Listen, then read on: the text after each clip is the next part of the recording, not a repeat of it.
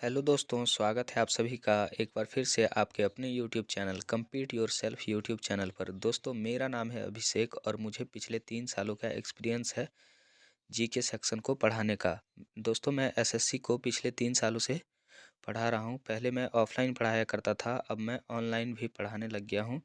तो आप सभी से सपोर्ट की काफ़ी उम्मीद है, तो चैनल को सब्सक्राइब कर कर मुझे सपोर्ट ज़रूर कीजिएगा। और दोस्तों, आज हम इस वीडियो में बात करने वाले हैं महाजनपद काल के टॉप सेलेक्टेड क्वेश्चन जो एग्जाम में बार बार देखने को मिले हैं। आज हम टॉप 50 क्वेश्चन करेंगे और यकीन मानिए दोस्तों, आपके एग्जाम में महाजनपद काल से जो भी क्वेश्चन बनेंगे इसी वीडियो से देखने को मिलेंगे, ठीक है।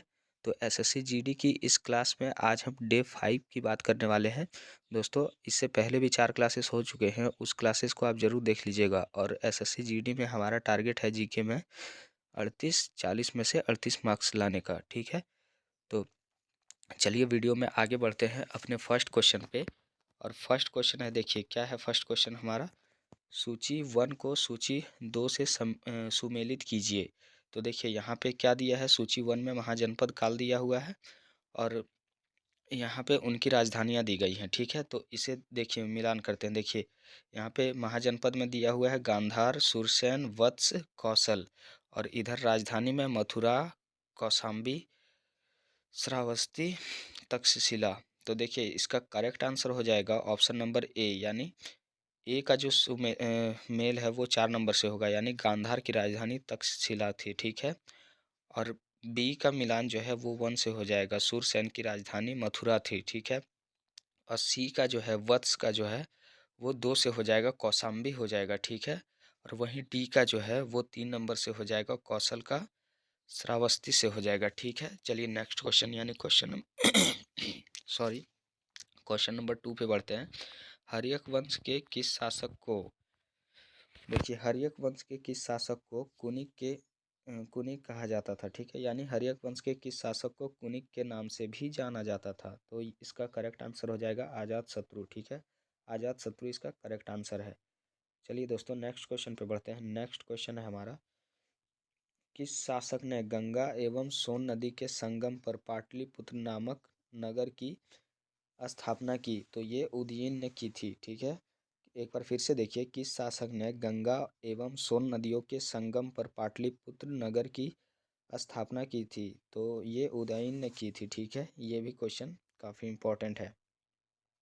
चलिए नेक्स्ट क्वेश्चन पे चलते हैं।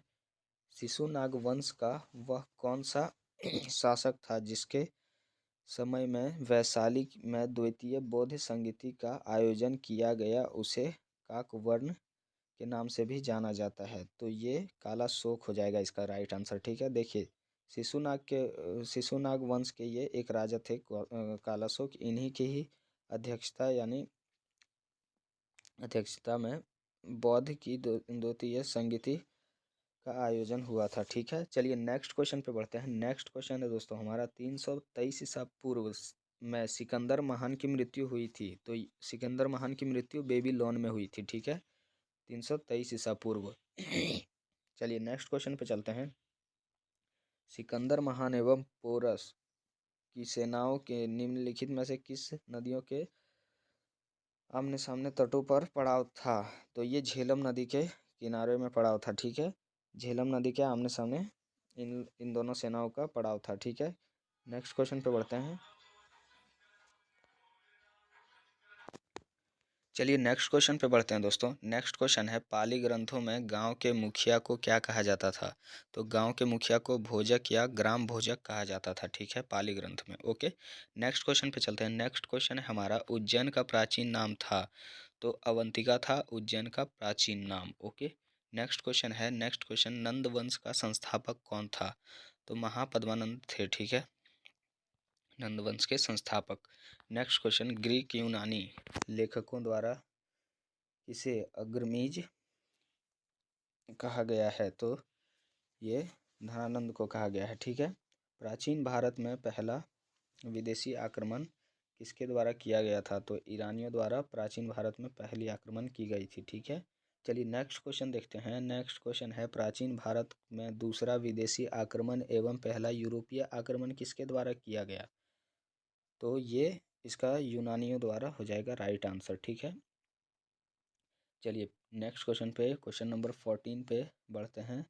तो ईरान के अखमनी वंश के किस शासक ने भारतीय भूभाग को जीतने के बाद उसे फारस साम्राज्य का 20वां प्रांत बनाया? तो ये डेरियस डेरियस ने किया था ऐसा। ठीक है, देखिए हाइडेपस या वितिस्ता का युद्ध 326 ईसा पूर्व किन दो शासकों के बीच हुआ? ये क्वेश्चन काफ़ी इंपॉर्टेंट है। ये सिकंदर और पोरस के मध्य हुआ था। ठीक है, और ये युद्ध झेलम नदी के किनारे हुई थी। ठीक ना, ओके नेक्स्ट क्वेश्चन पे बढ़ते हैं। सिकंदर ने भारत पर कब आक्रमण किया? तो 326 ईसा पूर्व सिकंदर ने भारत पर आक्रमण किया था। ठीक है, चलिए क्वेश्चन नंबर 17 पे बढ़ते हैं। क्वेश्चन नंबर 17 है सूची 1 को सूची 2 के साथ सुमेलित कीजिए। तो देखिए इसमें क्या हो जाएगा, इसमें देखिए क्या दिया है, शासक। शासक देखिए यहाँ बिंबिसार, कालाशोक, महापद्मनंद और बिंदुसार दिया हुआ है, और उसी के वंशज हैं इधर, यानी यहाँ पे वंश दिया हुआ है एक साइड, और एक साइड आपको उनके शासक दिए हुए हैं, और किसके संस्थापक कौन है उसे सुमेलित करना है। ठीक है, तो देखिए सबसे पहले क्या हो जाएगा, बिंबिसार का सुमेलित कीजिए। बिंबिसार देखिए यहाँ पे पहले करेक्ट आंसर आप देखिए, इसका करेक्ट आंसर है ऑप्शन नंबर 2, ए का 1 से, बी का 2 से। ए का 1 से हो जाएगा, ए का 1 से हो जाएगा, यानी बिंबिसार हर्यक वंश के संस्थापक थे, और कालाशोक शिशुनाग वंश के। चलिए इस क्वेश्चन को स्किप कर सकते हैं आप। इस चलिए नेक्स्ट क्वेश्चन पे बढ़ते हैं। नेक्स्ट क्वेश्चन है सूची, ये भी आप क्वेश्चन स्किप कर सकते हैं। नेक्स्ट क्वेश्चन है मगध की प्रथम राजधानी कौन सी थी? तो गिरिव्रज या राजगृह थी। ठीक है, मगध की प्रथम राजधानी। ओके, चलिए नेक्स्ट क्वेश्चन पे बढ़ते हैं। किस शासक द्वारा सर्वप्रथम पाटलिपुत्र का राजधानी के रूप में चयन किया गया? किस शासक द्वारा सर्वप्रथम पाटलिपुत्र का राजधानी के रूप में चयन किया गया? तो ये उदयन द्वारा किया गया, और उदयन ने ही गंगा और सोन नदी के किनारे पाटलिपुत्र नामक शहर की स्थापना की थी। ठीक है, देखिए 16 महाजनपदों की सूची उपलब्ध है, तो ये अंगुत्तर निकाय में उपलब्ध है। ठीक है, 16 महाजन देखिए कुल 16 महाजनपद थे। ठीक है, और ये 16 महाजनपदों की सूची जो जिस निकाय में यानी जिस बुक में लिखी गई है उसे अंगुत्तर निकाय कहते हैं। ठीक है, देखिए नेक्स्ट क्वेश्चन पे बढ़ते हैं। नेक्स्ट क्वेश्चन निम्न में से मगध का कौन सा राज्य सिकंदर महान का समकालीन था? राजा धनानंद। ठीक है, घनानंद। देखिए निम्नलिखित में मगध का कौन सा राजा सिकंदर महान के समकालीन था? तो ये धनानंद थे। ठीक है, ओके प्रथम देखिए नेक्स्ट क्वेश्चन पे चलते हैं। प्रथम मगध साम्राज्य का उत्कर्ष किस सदी में हुआ था? तो ये 6ठी सदी ईसा पूर्व में हुआ था। ठीक है, नेक्स्ट क्वेश्चन पे बढ़ते हैं। नेक्स्ट क्वेश्चन है सिकंदर की भारत पर सफलता के निम्न कारण थे। इस क्वेश्चन को स्किप कर दीजिए। इससे चलिए नेक्स्ट क्वेश्चन पे बढ़ते हैं। अभिलेख साक्ष्य से प्रकट होता है कि नंद राजा के आदेश से एक नहर खोदी गई थी। तो ये नगर कलिंग में खोदी गई थी। ठीक है, चलिए नेक्स्ट क्वेश्चन पे बढ़ते हैं। और नेक्स्ट क्वेश्चन है हमारा, नेक्स्ट क्वेश्चन है पहला ईरानी शासक जिसने भारत के कुछ भाग को अपना अधीन किया। ठीक है, डेरियस। ठीक है, चलिए नेक्स्ट क्वेश्चन पे बढ़ते हैं। मगध के राजा अजातशत्रु का सदैव किन गणराज्य के साथ युद्ध रहा? तो ये वज्जी संघ के साथ। ठीक है, वैशाली। चलिए नेक्स्ट क्वेश्चन पे बढ़ते हैं। वज्जी संघ के विरुद्ध मगध राज्य के किस शासक ने सर्वप्रथम बार रथ मूसल, एक ऐसा रथ जिसमें गदा और हथियार जुड़ा था, तथा सरकार पत्थर नामक प्रयोग किया? तो ये अजातशत्रु ने किया था। ठीक है, रथ मूसल का प्रयोग अजातशत्रु ने किया था। ठीक है, नंद वंश का अंतिम सम्राट कौन था? तो ये घनानंद थे। ठीक है, नंद वंश के अंतिम शासक घनानंद थे, और इस नंद वंश के संस्थापक कौन थे? महापद्मानंद। ठीक है, चलिए नेक्स्ट क्वेश्चन पे बढ़ते हैं। भारत में सिक्कों सिक्कों या मुद्रा का प्रचलन कब हुआ? तो 600 ईसा पूर्व में हुआ था। ठीक है, चलिए नेक्स्ट क्वेश्चन पर बढ़ते हैं। निम्न राजाओं पर विचार कीजिए। इस क्वेश्चन को स्किप करिए दोस्तों। देखिए नेक्स्ट क्वेश्चन है, मगध साम्राज्य बिंबिसार ने अपने राजवैद्य जीवक को किस राज्य के राजा की चिकित्सा के लिए भेजा था? तो ये अवंती के लिए भेजा था। ठीक है, चलिए नेक्स्ट क्वेश्चन पर चलते हैं। किस शासक ने अवंती को जीतकर मगध का हिस्सा बना दिया?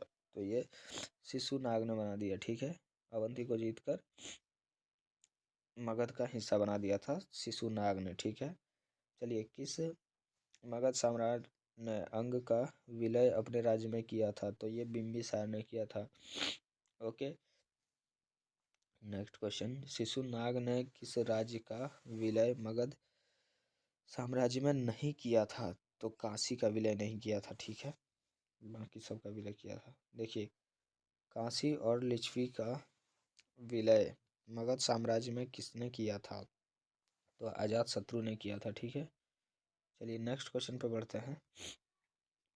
सिकंदर के आक्रमण के समय उत्तर भारत में निम्नलिखित राजवंशों में किस एक का शासन था? तो नंद का शासन था। ठीक है, सॉरी। चलिए नेक्स्ट क्वेश्चन पर बढ़ते हैं।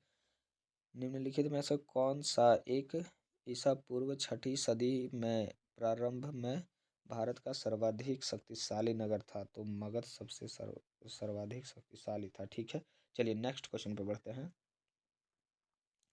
और नेक्स्ट क्वेश्चन है हमारा, इस क्वेश्चन को स्किप कीजिए और देखिए 44 पे चलते हैं। 44, निम्नलिखित में से किस राज्य में गणतंत्रात्मक शासन व्यवस्था नहीं थी? तो मगध में नहीं थी। चलिए नेक्स्ट क्वेश्चन पे बढ़ते हैं। निम्नलिखित में से किसे सेनिया कहा जाता है? तो बिंबिसार को कहा जाता है। ठीक है, और सेनिया का अर्थ क्या होता है? नियमित और अस्थायी सेना रखने वाला। ठीक है, चलिए नेक्स्ट क्वेश्चन पे बढ़ते हैं 46 पे। और 46 है हमारा, निम्नलिखित में से किसे उग्रसेन कहा जाता है? तो महापद्मानंद को उग्रसेन कहा जाता है। और उग्रसेन का अर्थ क्या होता है? भयानक सेना का स्वामी। ठीक है, चलिए नेक्स्ट क्वेश्चन पे बढ़ते हैं। डेरियस ने 516 ईसा पूर्व या बीसी में सिंधु के तटवर्ती भूभाग को जीतकर उसे ईरान का 20वां प्रांत बनाया था। उसे कितना राजस्व प्राप्त हुआ था? तो 360 टैलेंट उसे राजस्व प्राप्त हुआ था। ठीक है, निम्नलिखित नेक्स्ट क्वेश्चन है, निम्नलिखित में से कौन सा सिकंदर के साथ भारत आने वाला इतिहासकार नहीं था? तो हेरोडोटस नहीं था। ठीक है, चलिए नेक्स्ट क्वेश्चन पर बढ़ते हैं। महाजनपद काल में श्रेणियों के संचालन को कहा जाता था श्रेणिष्ठ। देखिए, गृहपति का अर्थ है धनी किसान। ओके, चलिए नेक्स्ट क्वेश्चन पे बढ़ते हैं। और नेक्स्ट क्वेश्चन है हमारा क्वेश्चन नंबर 52। मगध के किस प्रारंभिक शासक के राज्यारोहण के लिए अपने पिता की हत्या की एवं इसे काहुवंश के पुत्र के नाम जाना जाता है? अजातशत्रु ने अपने पिता की हत्या करके राजा बन गए थे। ठीक है, चलिए नेक्स्ट क्वेश्चन पर बढ़ते हैं। विश्व का पहला गणतंत्र वैशाली में किसके द्वारा स्थापित किया गया? तो ये लिच्छवी के द्वारा किया गया। ठीक है, चलिए नेक्स्ट क्वेश्चन पर बढ़ते हैं। नेक्स्ट क्वेश्चन 55 है, निम्न में से कौन सा बौद्ध ग्रंथ 16 महाजनपदों का उल्लेख करता है? अंगुत्तर निकाय। ठीक है, देखिए कुल 16 महाजनपद थे और ये 16 महाजनपदों का जो वर्णन करता था उस निकाय को अंगुत्तर निकाय कहते थे। ठीक है, और ये एक बौद्ध ग्रंथ था। ठीक है, चलिए क्वेश्चन नंबर 56 और अपने लास्ट क्वेश्चन पे बढ़ते हैं। निम्नलिखित में से कौन सा एक मगध साम्राज्य की राजधानी नहीं थी? तो कौशाम्बी नहीं थी और बाकी गृहब्रज, राजगृह और पाटलिपुत्र उनकी राजधानी थी। किसकी? मगध राज्य की। चलिए, तो यहाँ पे दोस्तों हमारा 50+ महाजनपद काल से क्वेश्चन कंप्लीट होते हैं। और आप जिस भी एग्ज़ाम की तैयारी कर रहे हैं जहाँ पे हिस्ट्री पूछा जाता है, इस वीडियो से डेफिनेटली क्वेश्चन देखने को मिलेगा और एसएससी जीडी में तो देखने को मिलेगा ही मिलेगा। तो आप सभी इस चैनल को ज़रूर सब्सक्राइब कीजिएगा। कल हम इस नेक्स्ट वीडियो बनाएंगे। ठीक है दोस्तों, चलिए वीडियो को लाइक कर दीजिएगा और चैनल को सब्सक्राइब कीजिएगा। और इस वीडियो में जितने भी क्वेश्चन कराए गए हैं आप सभी जैसे भी याद करो, लेकिन याद करना है आप सभी को, ठीक है, क्योंकि इसी वीडियो से ही क्वेश्चन आने वाले हैं और मैं सेलेक्टेड क्वेश्चन ही करा रहा हूँ। ये क्वेश्चन काफ़ी बार एग्जाम में पूछे गए हैं। तो चलिए, तब तक के लिए धन्यवाद। मिलते हैं फिर कल अपने नेक्स्ट क्लास में। चैनल को सब्सक्राइब कर लीजिएगा, वीडियो को लाइक कर दीजिएगा। धन्यवाद।